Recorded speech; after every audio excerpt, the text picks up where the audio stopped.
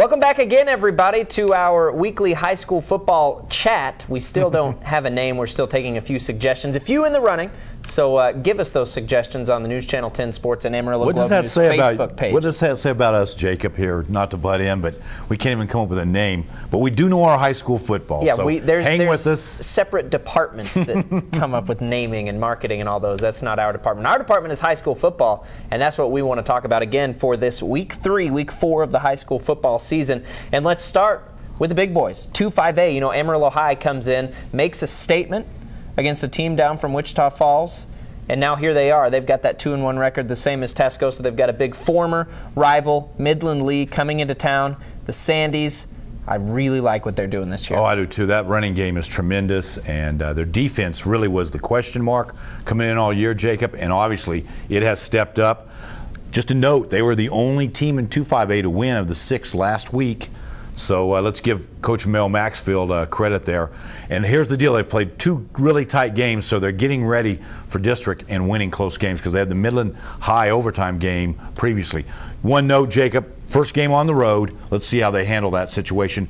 James Morton, former Freona coach, former Lubbock Monterey coach, knows Amarillo High very well. Would like nothing more than to beat him.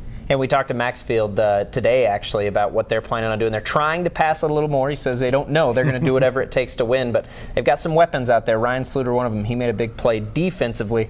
Sandies, like you said, road test. Ryan Sluter, if you haven't gotten out a chance to see the young man play, what a tremendous athlete.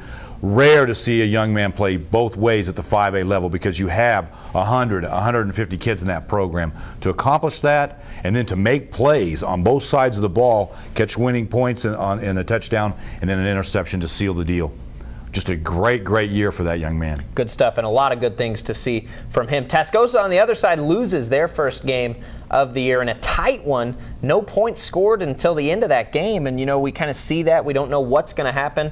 You never know what's going to happen in a game like that, but Tascosa takes their first bloody nose, and now here comes Permian at school with ties to head coach for Tascosa, Kim Plunk, and a former district mate as well. And Tascosa, you know, their first adversity of the season. Exactly. The offense clicked so well the week before against Hereford and didn't quite get it done down in Odessa. You are right with this little connection, Jacob.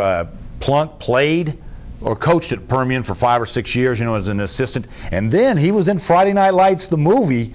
Made a little cash with a little statement in there, so let's give him credit for that. But he's not worried about that. It's homecoming.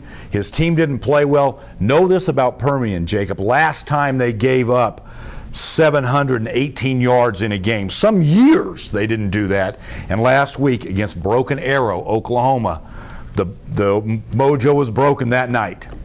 Tascosa hasn't beat Permian in a long, long time. You better believe the Rebels are going to come out hungry in this one. Hey, District 4A, kind of everybody's off for the most part. There's a few games, but you know, this thing is looking just as competitive and maybe more overall as a quality district than we even thought at the beginning of the season. This race, I have no idea who to pick in this race because there are a lot of teams that look good. You are right. Bottom line is 4 of the 8 are undefeated right now, and we're into week 3, week 4 of the season for a lot of these teams. Randall is stomping opponents, outscored, and Bryanwood has them 129-34. The Rocks undefeated for the 2nd consecutive year.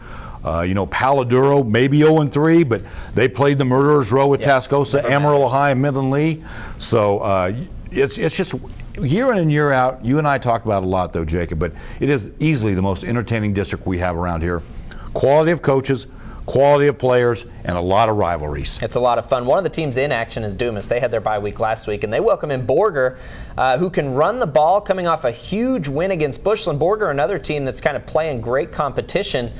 This is our game of the week. This one should be a lot of fun and maybe as good a collective set of skill players as we've seen all year in one game. For sure. Borger has Adam Bumpus, who rushed for 210 yards and scored 3 touchdowns against Canadian last week. Here's a note for you, though, Jacob. Dumas has allowed 139 yards in 2 games. Something has to give there, and we'll see what happens. Dumas has had 2 weeks to prepare for this. They had their off week early. They're 2-0 under Coach Mike Burt. Would like nothing more than to get this win momentum as they head into district. And then in our small schools, our big matchup this week, Panhandle and Wellington. Wellington's been there for a long time. They've built quite a program, but Panhandle comes into this thing pretty hot, and they've won some big-time games and had some big-time offense. I guess we're going to get the true test. How good could Panhandle be this year against Wellington, who's always one of the best 1A teams? Oh, yeah. Wellington is just a tremendously coached outfit. Coach Williams does a great job up there. Here's something for you. Panhandle's averaging 40 points a game. Wellington's allowing 6 points a game, so something has to give. Wellington's played a few more bigger games over the past couple of years. Panhandle trying to get it back together, and like you said, we'll see great quarterback play in this game. You have Clark Ashmore up at Wellington, who has a hot hand, throwing for 595 yards, 9 touchdowns, just 1 pick.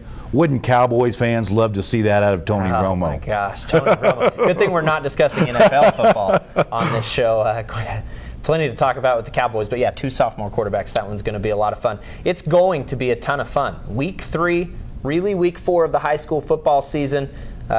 You guys have the scores going the whole time? Right, Jacob. Amarillo.com, just a tremendous scoreboard with the help of you guys. We appreciate that. And then if you really want the update, we go quarter by quarter.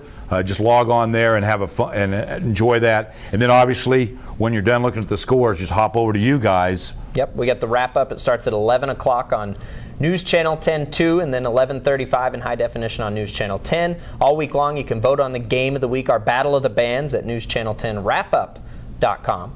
It's going to be a lot of fun. Another like you great call week. It, double dipping with the 10 and Globe News. It's a great thing, and it is a great week. It is a great week, and we're glad to join up to give you even more in-depth high school football coverage, because that's what it's all about here on the High Plains. We love it. We know our viewers and our fans love it, and we can't wait to see it. We'll have it all covered for you Friday night. Get with us. We'll see you next week.